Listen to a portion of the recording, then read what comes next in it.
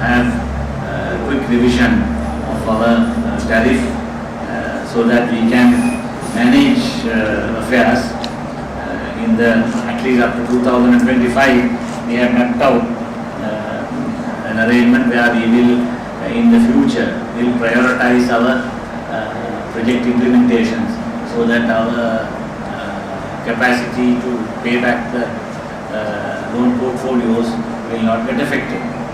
So in that process, as you all know,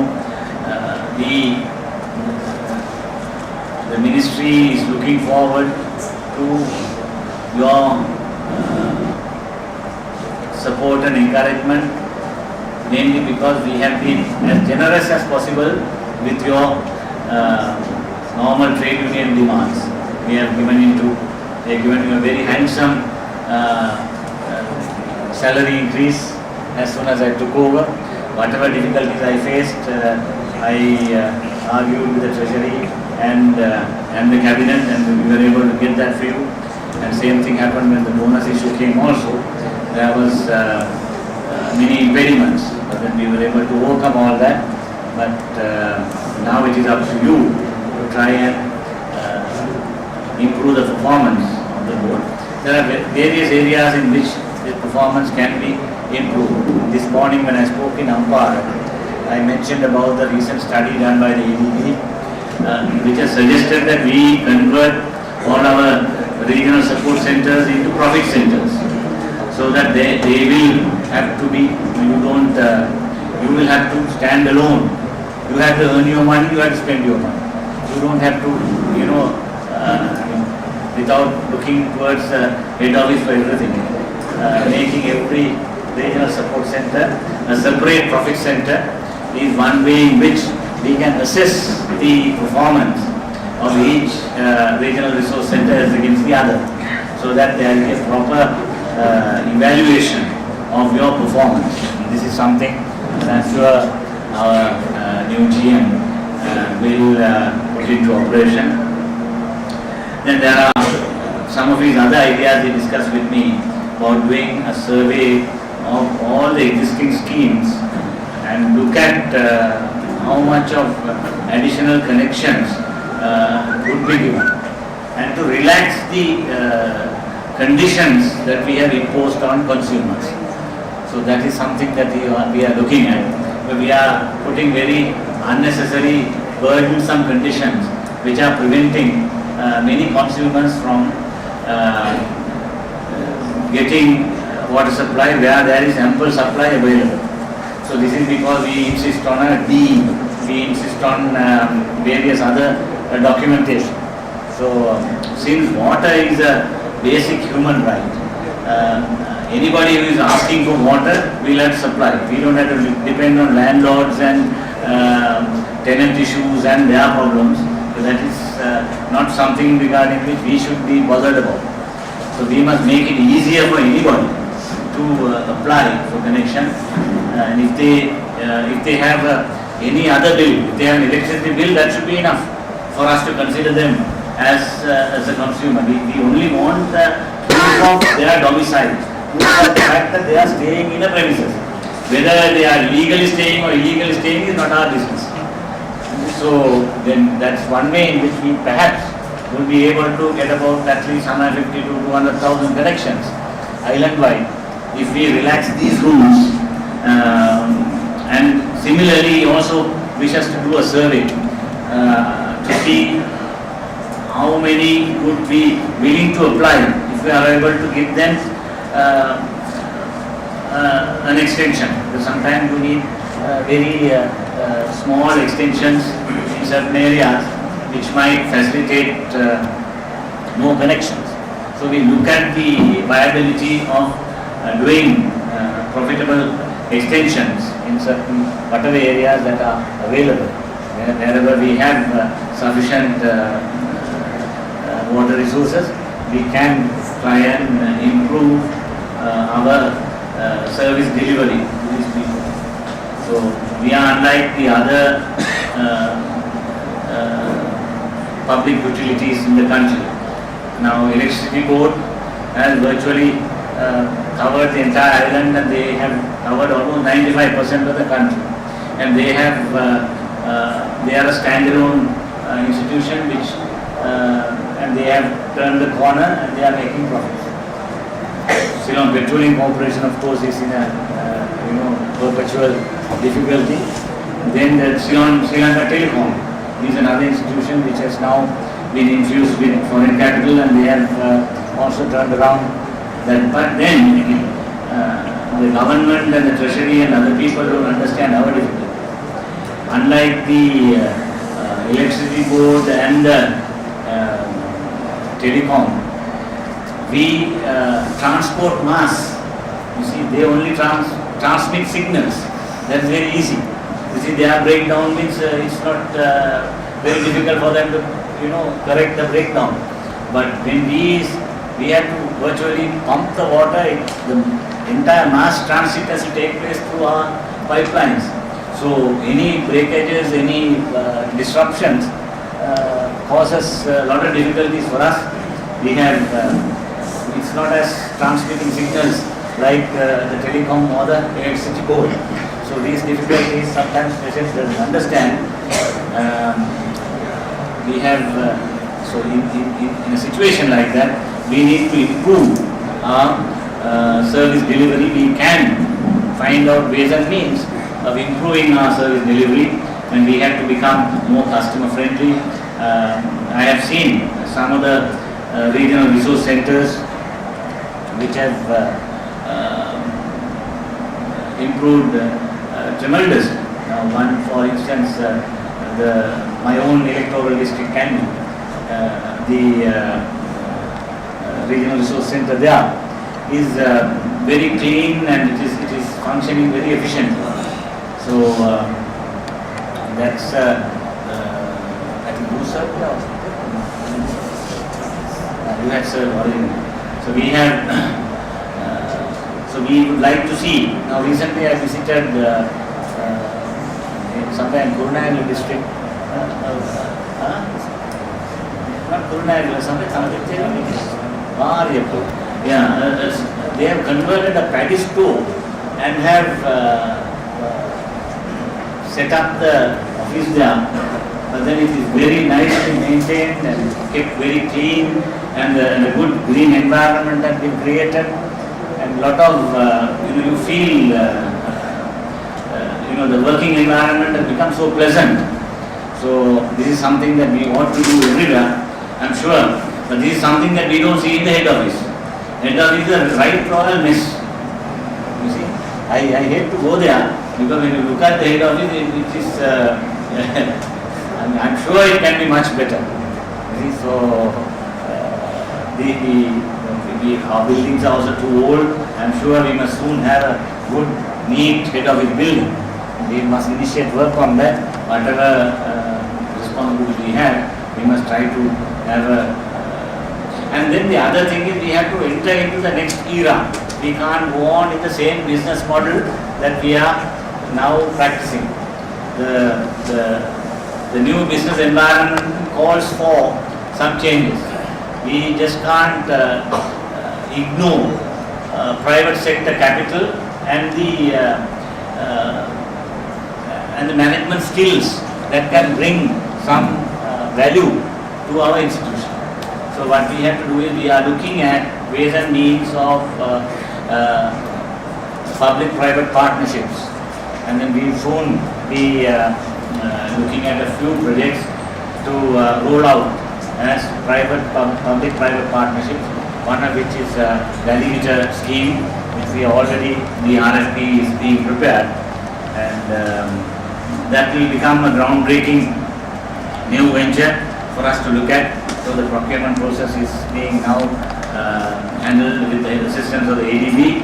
So we will soon be looking at such schemes to improve our financial performance, as well as to try and fill the gap of the need to improve the service delivery in most areas. So with the President chairing a special task force for CKD areas, we have within the next 3-4 years, entire North Central province will see a massive change. I think currently they are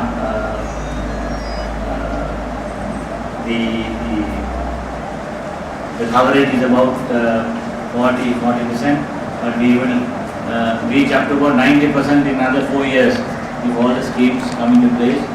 As we know, in the eastern region itself, there are many pending important projects that we have to look at as a matter of priority. Now, I just finished discussing with these civil society groups who are insisting on either a scheme, but then of course the coastal areas of Ampara have been improved tremendously with the 3 phases of the Ampara water supply scheme. Even the single areas, all the interior areas have, with the latest 3rd phase, have got better facilities. But unfortunately, the distribution scheme, another about 640 kilometers, we will have to, Yatila knows about it, so we need to try and find the money to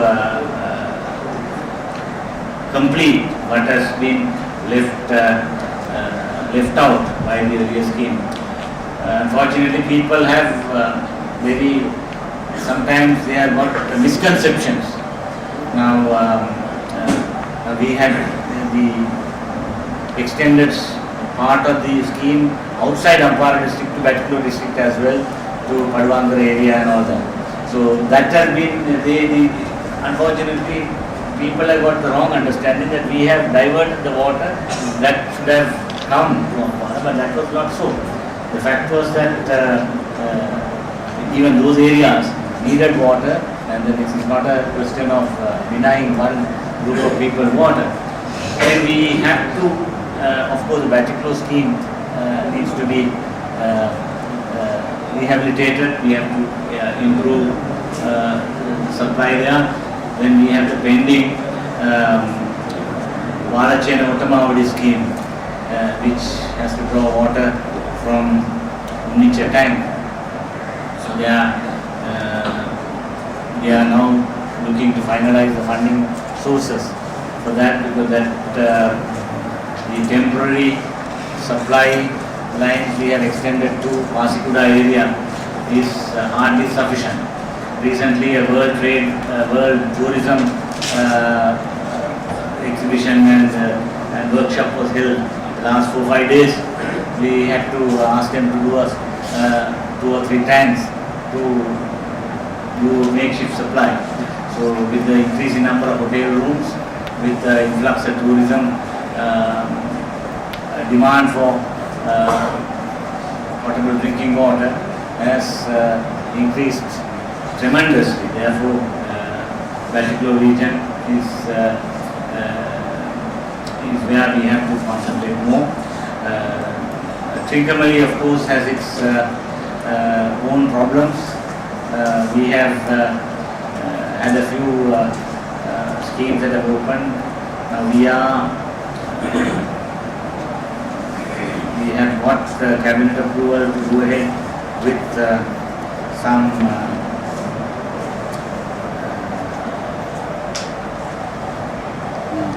some new schemes.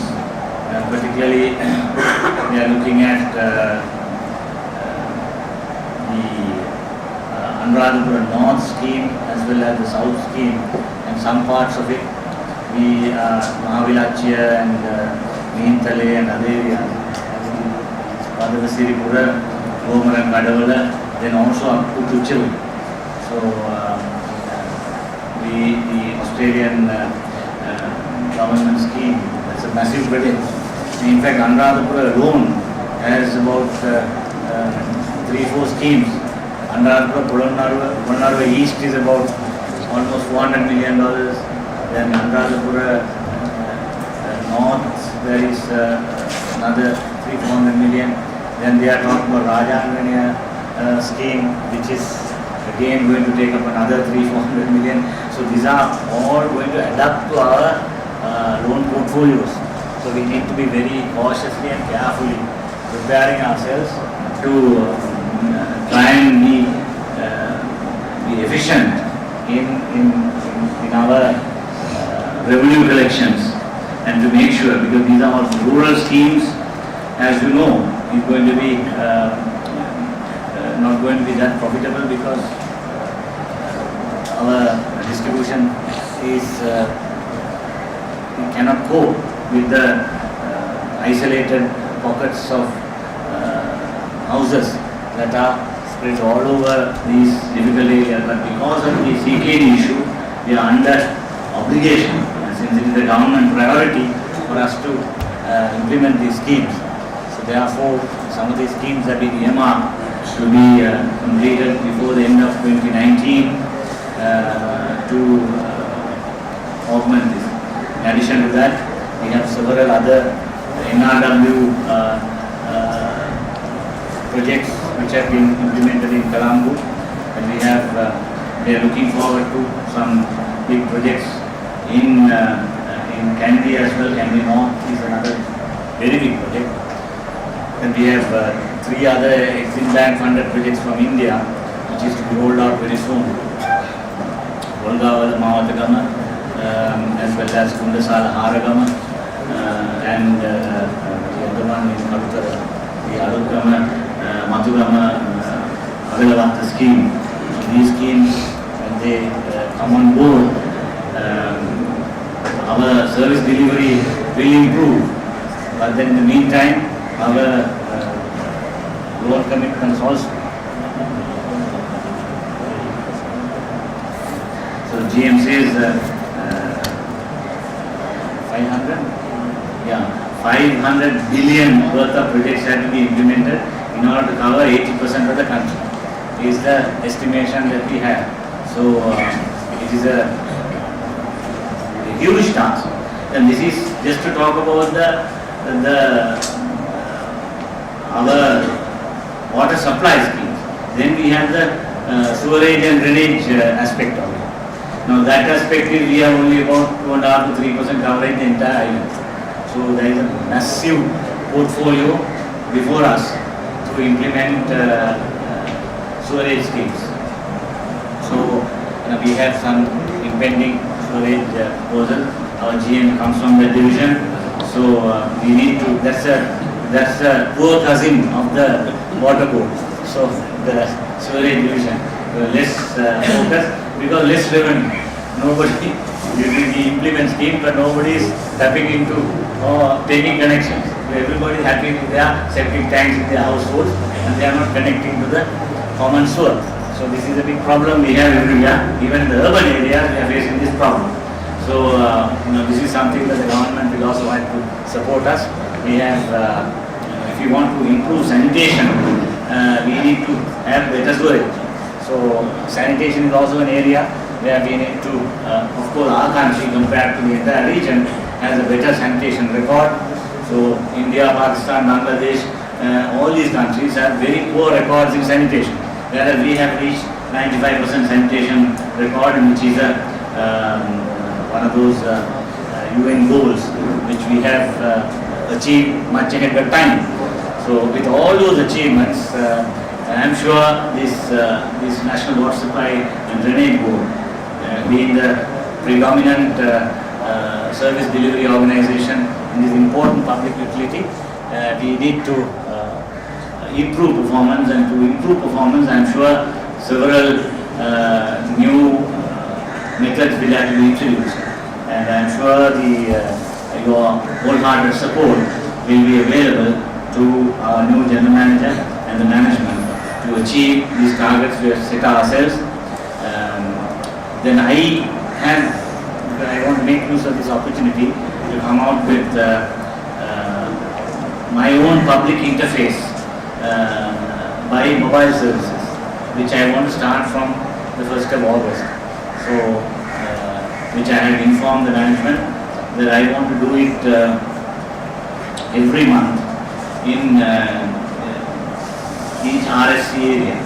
So each regional support center area will have one mobile service where I will personally be present with the entire board. Also board means particularly our senior officials being present, where we will listen to customer complaints, try and address those issues, and then also try and look at where and where we can improve our service delivery.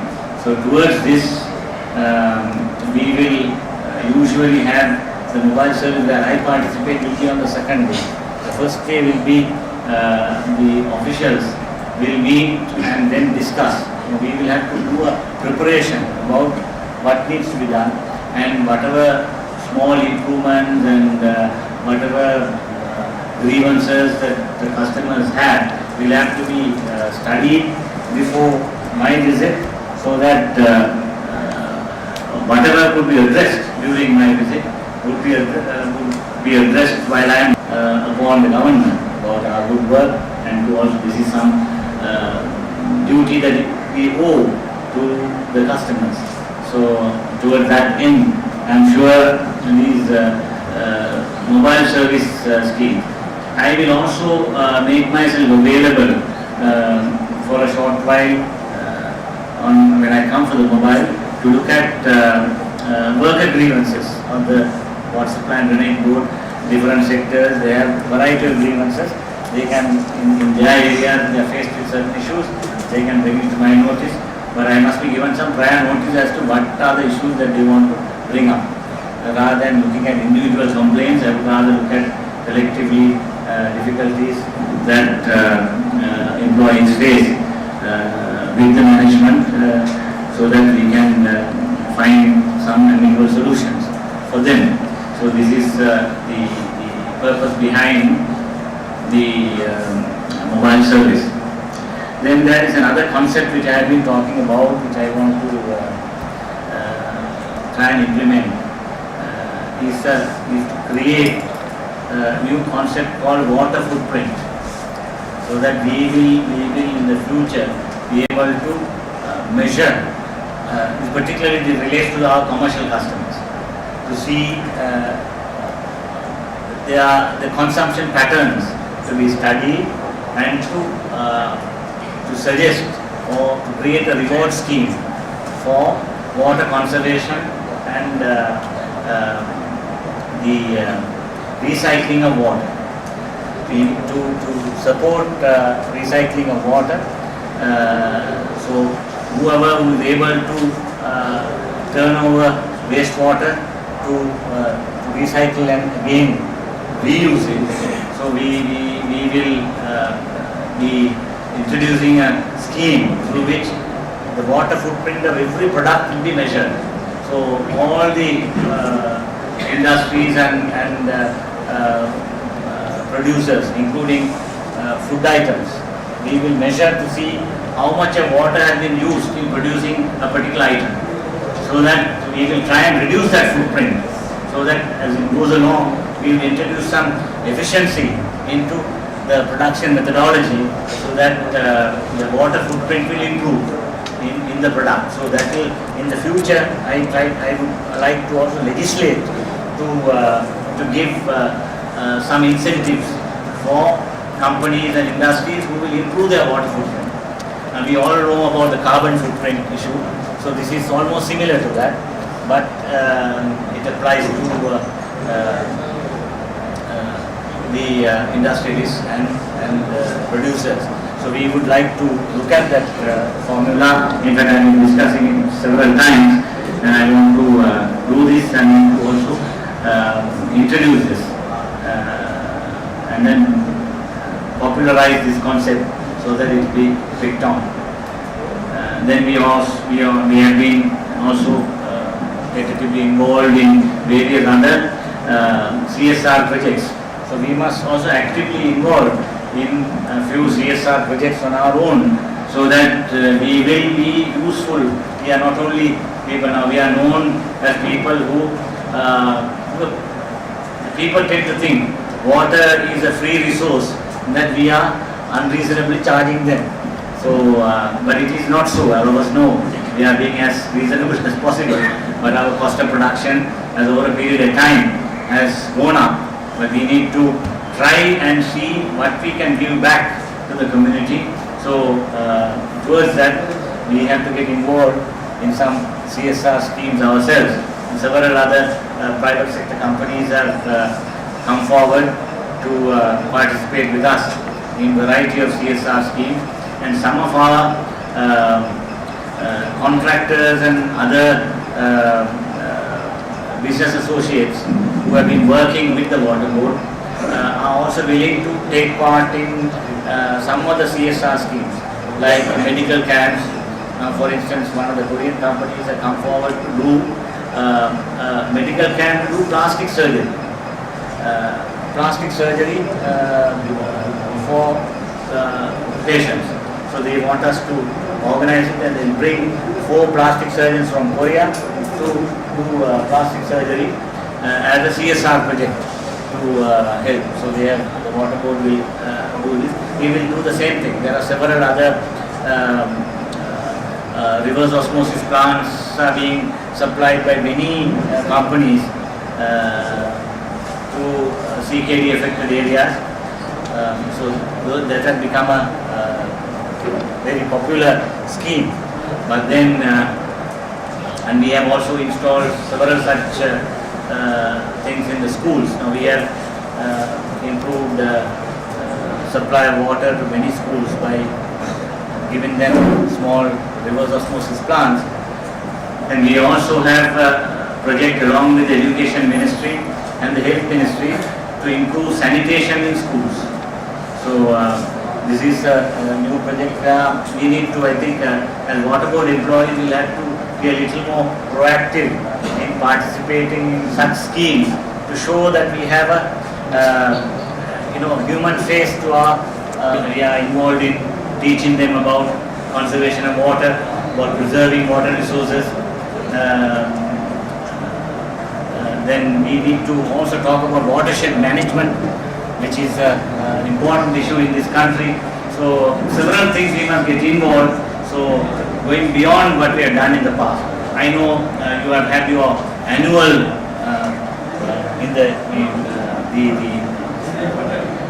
research conference, symposium. There are very valuable new ideas that have come up, but then they are all gathering dust in some corner. Several people have produced several valuable new ideas and done a lot of research and produced papers, but then most of the time it is gathering dust, and we, the management, has not taken serious note of some of the suggestions that our middle level and junior level engineers have also been contributing by doing research on different areas. I have read some of those interesting ideas about how we can improve our service delivery, improve our treatment facilities. So new methodologies have been studied, so we need to look at all. Then we have new, altogether new sections which are going to open up very soon. We will have to go in for desalination in Jaffna, in Kalpiti, some of those areas where we have hardly any surface water resource. We cannot exploit the groundwater resources anymore. So in those situations we are looking at desalination. So those options are also going to be rolled out very soon. We would like you to familiarize with those new things, which is going to be a challenge to us because tariff is not going to be easy and the cost is going to be high. These are all challenges we will face in the future. I am sure with the new GM taking over, most of these matters would be discussed with you, and I am sure the purpose of this workshop or this discussion will benefit all of us in taking the national water supply and drinking board to a new era. Thank you very much. And also the footprint to save the water from the industry. We are having around 50% of the water goes to non, so that we can save at least 150 billion of money. And also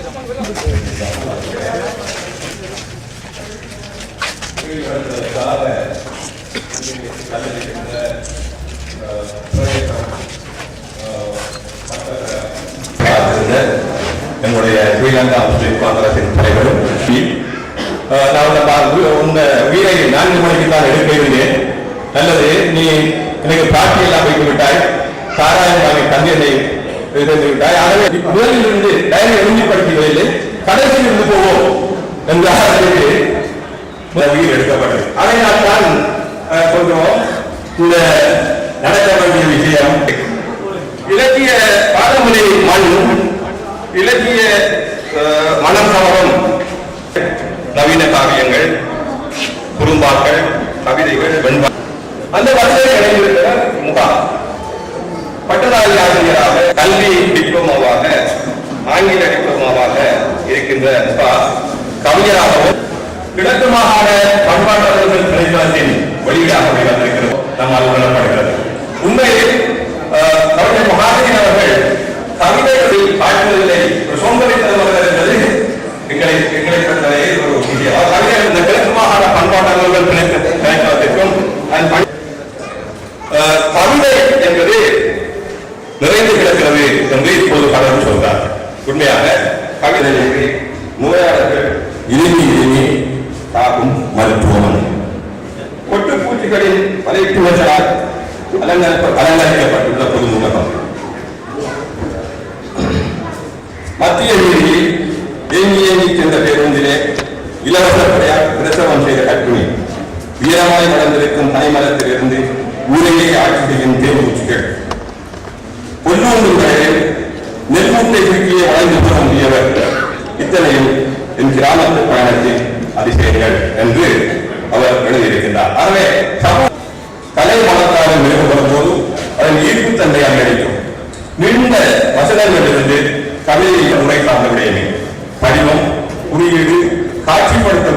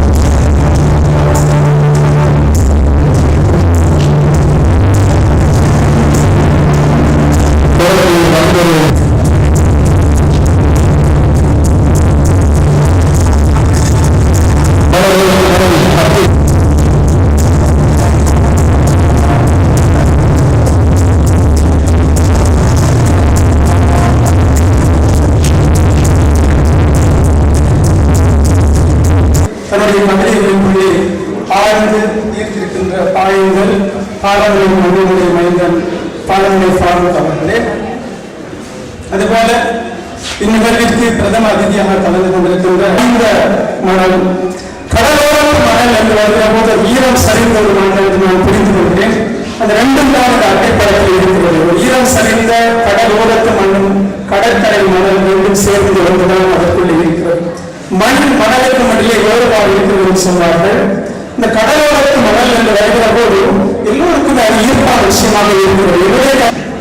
பார்க்காதவாய் துடைத்துவிட்டு ஞான பேச்சுகள் செவிடாகி நாளை புழுத்த கதைகள் கேட்டு அதன் பின்னால் பதுங்கி குப்புற விழுந்தும் மேசையில் மண்ணை அப்பிக்கொள்ளாத கவனங்களுடன் இப்படி சனமும் சமூகமும் பற்றிய தூரநூல் கற்று அசிங்கமான பிழைப்புடன் தான் அனைவருக்கு அரசியல் சக்கரம் நகர்கிறது.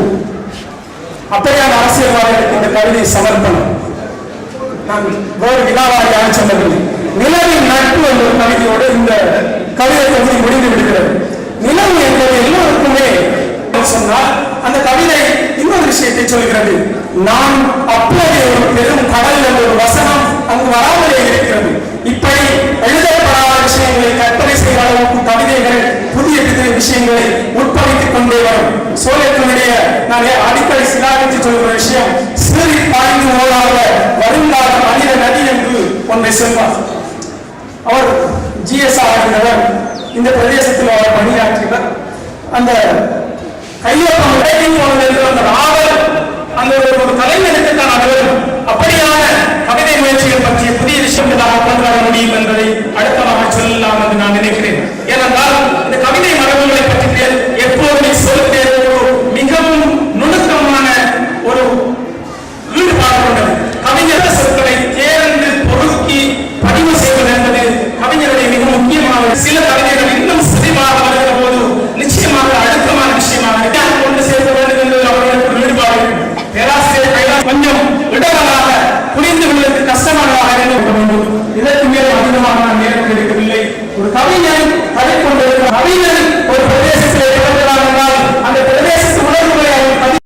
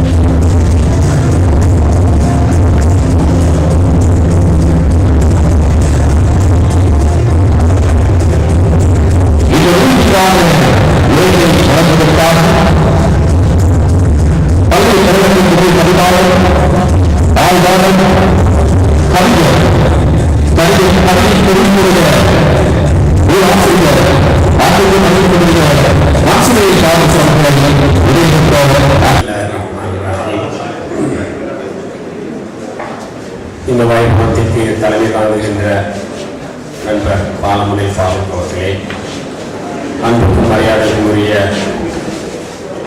இன்றைய வைபவத்தின் பிரதம மந்திரி மாண்புமிகு அமைச்சர் ரவுஃப் ஹக்கீம் அவர்களே, மாகாண அமைச்சர் தம்பி ஏஎம் நசீர் அவர்களே, மாகாண சபை உறுப்பினர்கள் தம்பி ஜவாத் மற்றும் தவம் மற்றும் சம்சுதீன் ஆகியோர்களே, இந்த வைபவத்தின் இலக்கிய அதிதி நண்பர் சோலைக்கிளி அவர்களே மற்றும் இந்த பெரும் அவையிலே வீற்றிருக்கின்ற பெரியார்களே, நண்பர்களே, இந்த எல்லாவற்றுக்கும் மேலாக இன்றைய கடலோரத்து மணல் கவிதை தொகுதியின் ஆசிரியரும் ஊடகவியலாளரும் மதிப்புமான தம்பி முஹாஜிரின் அவர்களே, அனைவருக்கும் அஸ்ஸலாமு அலைக்கும். பாலமுனை முஹாஜிரின் கடலோரத்து மணல் மனவளர்ச்சிக்கும் சுய கல்விரங்களுக்கும் இடையிலான ஓர் உளவியல் போர். பாலமுனை மண் கிழக்கின் புராதன கிராமங்களிலும் இந்த அழகிய கிராமத்தின் இயற்கைகளிலும் அந்த இயற்கையோடு இரண்டர கலந்த அதன் மக்களின் வாழ்வு அவர்களை அழகிய பாங்கான மக்களாக மாற்றியுள்ளதில் வியப்பெதுமில்லை. இந்த மக்களின் உழைப்பும் அதன் களைப்பை போக்க அவர்கள் உள்ளங்களில் எழுகின்ற பாடல்களும் பாலமுனை மண்ணின் மீதும் மக்கள் மீதும் இப்பிராந்தியத்தின் ஏனைய மக்கள் மிகுந்த மதிப்பும் இரக்கமும் கொள்ள காரணமாயிருக்கின்றன. அதனால்தான் பாலமுனை ஊர் பகுத்திரண்டாண்டவனே என்று அயல் கிராமத்து மக்களின் அழகான பாடல்கள் அமைந்திருக்கின்றன. பாலமுனையும் இலக்கியத்தின் வாழும் முன்சங்களான இரட்டை கவிஞர்கள் பாலமுனை ஃபாரூக் அவர்களும் அன்புதீன் அவர்களும் இலக்கிய உலகத்தில் பெரும் மதிப்புக்கும் மரியாதைக்கும் உரியவர்களாவர். தன்னுடைய பேரானந்தின் கணக்கு மடல் வரையும் போது அன்புதீன் என்று விழிப்பதாகவும் அதனால் தன்னுடைய பெயரை அதனை பேராகவும் மாற்றிக்கொண்ட அன்புதீன் தன்னுடைய முன்னுரையில் இந்த சம்பவத்தை குறிப்பிட்டுள்ளார். ஆனால் பாலமுனை ஃபாரூக் தன்னுடைய பெயரின் முன்னாலே தன்னுடைய ஊரின் பெயரையும் சேர்த்துக் கொண்டுள்ளார். அதனால் இந்த பாலமுனை என்ற சொல்லை அறிந்திராத தமிழ் கவிதை பட்டாளர்கள் தமிழ் கூறும் நல்லலங்களும் இல்லை என்பதை நாம் வலியுறுத்தி கூறலாம். இந்த வகையிலே பாலமுனை மண் தமிழ் கூறும் நல்லுலகங்களும் பெருமை பெற்றுள்ளது. தம்பி முஹாஜிரி இன்று பாலமுனை இலக்கிய உலகில் ஒரு சாத்வீகமான படைப்பாளியாக மாற்றம் பெற்றுள்ளார். தன்னுடைய சகோதரிகளும் நண்பர்களும் செல்லமாக தன்னை அழைக்கின்ற பெயரையும் தன்னுடைய ஊரின் பெயரையும் சேர்த்து பாலமுனை முஹா என்று தன்னுடைய இலக்கிய பெயரை வடிவமைத்துள்ளார். ஊடக இயலாளராக மட்டுமன்றி பன்முக ஆளுமை தன்மை கொண்டவராக தன்னை செலுத்திக் கொண்ட முஹா இந்த சின்ன வயதிலேயே அதிபர் தேர்வுக்கான பரீட்சையில் சித்தியடைந்து இந்த மண்ணுக்கும் பெருமை சேர்த்துள்ளார். அவரின் கவிதை தொகுதியால் கடலோரத்து மணல் என்பதாகும். இத்தொகுதியை வெளியிட்டதன் மூலம் ஒரு சக்தி வாய்ந்த கவிஞரை தமிழ் உலகம் பெற்றுக் கொண்டுள்ளதா என்பது பற்றிய விசாரணையே எனது உரையின் நோக்கமாகும். கிழக்கு மாகாண பண்பாட்டு அலுவல்கள் திணைக்களம் இக்கவிதை தொகுதியை வெளியிடுவதற்காக தேர்ந்தெடுத்துள்ளவை இத்தனை கூடம் நியாயபூர்வமானது என்பதற்கான பதிலாகவும் சபையோர் என்னுடைய சுருக்கமான இந்த உரையை எடுத்துக்கொள்ள முடியும். இவரின் கவித்துவமும் இலக்கிய ஆளுமையும் இத்தொகுதியில் இதற்கு துல்லியமாக சில இடங்களில் இருக்கின்றன. அவற்றுக்கு பின்வரும் சில கவிதைகளை நாம் உதாரணமாக கூற முடியும். 20ஆம் நூற்றாண்டிற்கான இறுதி அஞ்சலி என்ற கவிதை இந்நூலின் 5ஆம் பக்கத்தில் இடம்பெற்றிருக்கிறது.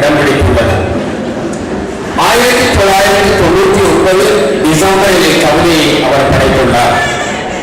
சிந்தனை வழி, கற்பனை வழி, அழகியல் பிரமாணம், படிம காட்சிப்படுத்துகை, மொழிக்கைகளின் மாட்சி முதலிய பல்வேறு அணுகுமுறைகளின் ஊடாக இக்கவிதையை பார்க்கின்ற போது இதன் வீச்சும் புதுமை புனையும் நாட்டமும் அழகிய மொழி கையாள்கையும் சிலாகித்து கூறத்தக்கதாகும். இந்த நூற்றாண்டு மனிதன் ஒவ்வொரு தேசத்திலும் ஏதாவது அசிங்கத்தில் வாழ்க்கையை குலைத்துக் கொண்டிருக்கின்றான் என்பது அக்கவிதையின் இரண்டாவது அடி. அந்த வரிகள் இந்த நூற்றாண்டின் மீது இதற்குள்ள தார்மீக ஆவேசத்தை வெளிப்படுத்துவது மட்டுமன்றி கோபாகினி பரவ விடப்பட்ட வரிகளாகும். ஏதாவது ஒரு அசிங்கத்தில் வாழ்க்கையை தொலைத்துக் கொண்டிருக்கின்றான் என்பது ஒரு அறிவாளி இந்த உலகின் பௌதீகாரின் தன்மையில் அவன் கொண்டுள்ள ரௌத்திரத்தை சிறப்பாக வெளிப்படுத்துகின்ற படிம வார்ப்பாகும். ஐரோப்பிய மெய்யியலும் உலகியலும் அந்நியமானது என்ற ஒரு கோட்பாட்டை மிக முக்கியமான அறிவியல் அழகாக கொண்டுள்ளது. முகமா இக்கவிதையிலே உலக மாந்தரின் யாந்திரிக போலித்தன்மையின் அழகிய உலகின் அறிவியல் மற்றும் சமூக விழுமியங்களில் வெற்றிடங்கள் காணப்படுவதன் மீதான தன்னுடைய அதீத கோபத்தை வெளிப்படுத்தியுள்ளார். மேலும் குறிப்பிடுகையில் இந்த நூற்றாண்டின் மனிதனுக்கு கருவறைகள் சவக்குடிகள் என்று தன்னுடைய சாபத்தை இந்த யாந்திரிக தன்மையின் மீது தூண்டிவிடுகின்றார். கோபம் மீதான பார்வையை விட காதல், பச்சாதாபம் இவரின் மற்றொரு கவிதையை பட்டு தரிப்பதனை நான் அவதானிக்கின்றேன். காதல் என்கின்ற அந்தஸ்து மனைவி என்ற அந்தஸ்தாக மடைமாற்றம் பெறுவதற்கு இடைப்பட்ட காலம் மனித காதலின் மிக கொடுமையான வரிகளை சுமக்கின்ற காலகட்டமாகும். இடைப்பட்ட காலம் மனித காதலின் இந்த கொடுமை பற்றி காதல் என்பது கனவுலகின் சஞ்சாரம். காதல் என்பது கனவுலகின் சஞ்சாரம். காதல் என்பது இரண்டு வகையான ஆறுதலை மனிதனுக்கு தருகின்றது. ஒன்று, வாழ்க்கையில் அவலங்களால் ஏற்படுகின்ற மன உளைச்சலில் இருந்து தப்புவதற்கான ஒரு வழி, அதனை எஸ்கேபிசம் என்பர். மற்றது, பருவகால கனவுகளை பிரயோகத்தில் அனுபவித்தல். இவை இரண்டும் அறவே புத்தியுடன் சம்பந்தப்படாத தொழிற்பாடுகள். ஒவ்வொரு மனிதனிடமும் அவரின் புத்திக்கும் மனவெழுச்சிக்கும் இன்டெலிஜென்ட் அண்ட் இமோஷன் இடைப்பட்ட போராட்டத்தில் எப்போது இமோஷன் வெற்றி அடைகின்றதோ அப்பொழுது அவன் காதலிக்க தொடங்குவான். எப்போது இன்டெலிஜென்ட் வெற்றி அடைகின்றதோ அப்போது அவன் காதலிக்க முடியாத நிலை ஏற்படும். இமோஷன் வெற்றி பெறும் வரை அவனின் காதல் அல்லது அவனை காதலிப்பவள் காத்து கிடக்க வேண்டும். இங்கே முகாமின் இமோஷன் வெற்றி பெற்று அவர் காதலிக்க தொடங்கிவிட்டார். ஆனால் மனைவி என்ற யதார்த்தம் அவரை சுய பச்சாதாபம் நோக்கி வழி நடத்துகின்றது. மனைவியானால் என்ன நடக்குமோ என்ற அச்சம் சுய பச்சாதாபமாய் கழிவிடங்களால் நாளைய மனைவியிடம் என்ற கவிதையாய் அது மலர்ந்திருக்கின்றது. ஆனால் இறுதியில் மனைவியாக போகும் காதலிக்கு புத்தி சொல்ல வருகின்றார். புத்தி வேலை செய்கின்ற இடத்திலே காதல் மட்டுமல்ல கவிதையும் சந்திரிக்க முடியாது. ஆகவே காதலிக்கும் போது புத்திக்கு விடை கொடுங்கள், மனவெழுச்சிக்கு வழிபடுங்கள் கவிஞரே என்பதுதான் என்னுடைய விண்ணப்பமாகும். அப்போதுதான் மஸ்தான் சாஹிப் சொன்னது போல திளைத்து கிடக்கலாம். சிற்றின்ப கனவுகளிடையே பேரின்ப காதலின் களியாட்டத்தை உணர்த்துவதனால் கண்டுகொள்ளலாம். சுய கல்விறக்கம் என்ற இந்த பிரளயத்தில் மூழ்கி போன உளவியல் போராட்டத்தில் பிறரின் பச்சாதாபத்துக்கு உரியவனே இந்த பாத்திரமாகும். பிறர் என்ற என்னுடைய இந்த பதப்பிரயோகத்தை விமர்சகன் என்றும் நீங்கள் மொழிபெயர்த்துக் கொள்ளலாம். அது உங்கள் கவிதை தொடர்பான யாத்திரைக்கு சாத்வீகமாக அமையும். இவ்வாறான அழகிய முழு பரிசோதனையாக இவருக்கு கவிமனம் வாய்க்கப்பட்டிருக்கின்றது. அதற்கு என்னுடைய வாழ்த்துக்கள் முகாம். ஆனால் நானும் முகாஜினும் ஒன்றை மிக தெளிவாக புரிந்து கொள்ள வேண்டும். நீங்கள் நாவலில் அல்லது சிறுகதையில் அல்லது வேறு படைப்பிலங்களில் எதை சொன்னாலும் நவீன தமிழ் கவிதை பரப்பில் ஈழத்து கவியுலகம் சிகரங்களை தொட்டிருக்கின்றது. ஆகவே அவற்றுடன் தான் எனது படைப்புகளை பிறர் ஒப்பீடு செய்வார்கள். நமது ஈழத்து கவிதை பரப்பில் சர்வதேச ரீதியான சாதனைகள் எட்டப்பட்டுள்ளன.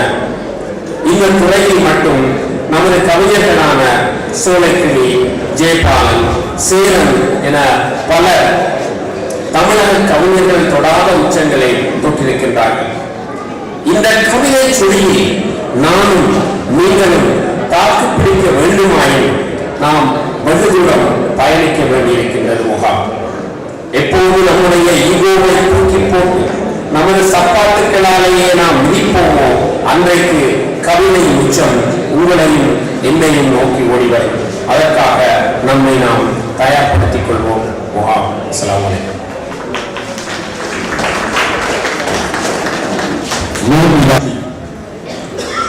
கடல் நீரில் முளைத்ததுதான் இந்த கிராமம். கடல் நீரில் முளைத்ததுதான் இந்த கிராமம். இதற்கு சோறு போடும் பீங்கான். சத்தம் போட்டு சுற்றினேன்.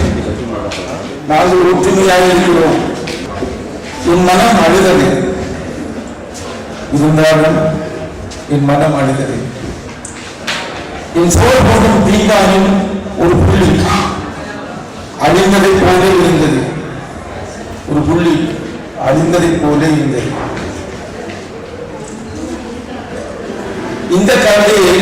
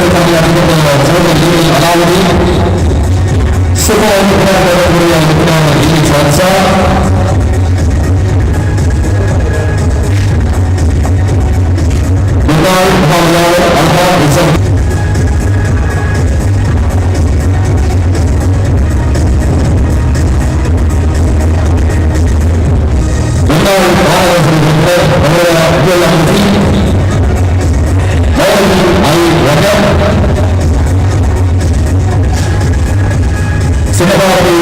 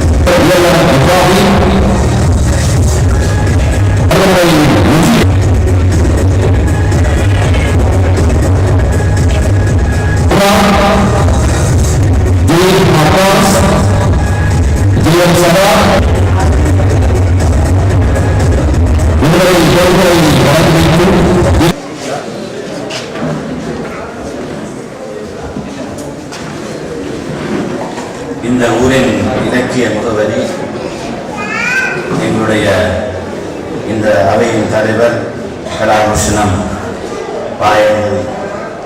பாலமுனை ஃபாரூக் அவர்களே, இந்த நிகழ்வின்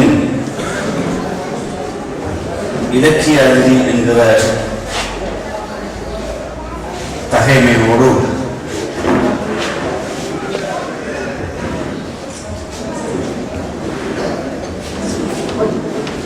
இந்த